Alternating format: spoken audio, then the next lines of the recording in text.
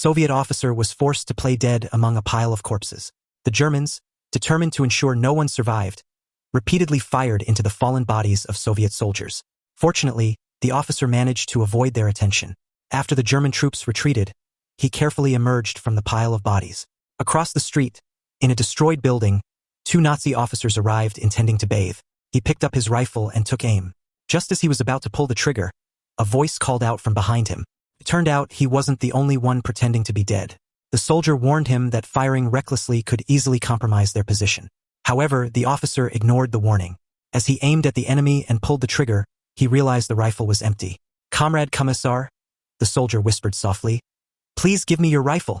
He then loaded the 5 remaining bullets into the chamber. The officer took the rifle and began to aim again, but he hesitated. Turning to the soldier beside him, he asked which target should be prioritized. The soldier advised him to wait for an explosion to mask the sound of the gunfire.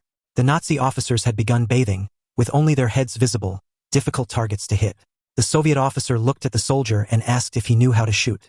With a brief answer, the officer handed him the rifle. Just as the soldier was preparing to get into position, a jeep suddenly arrived from the other side of the road, bringing 3 additional German soldiers. The pressure mounted. He had only 5 bullets and needed to make each shot count if they were to succeed. First, he observed the enemy's positions and waited for an airstrike to be dropped. Using that moment, he aimed at the bald officer and shot him, dropping him with a single bullet. The next officer noticed a body but hadn't fully grasped the situation. When another bullet struck his forehead, the infantryman immediately dropped to the ground in alert. The third shot killed another. As one of the infantrymen tried to reach for a grenade, he was taken down before he could even pull the pin. The last German officer tried to flee. The soldier stood up and took aim. Even though the enemy was moving, he shot with precision and hit him in the head.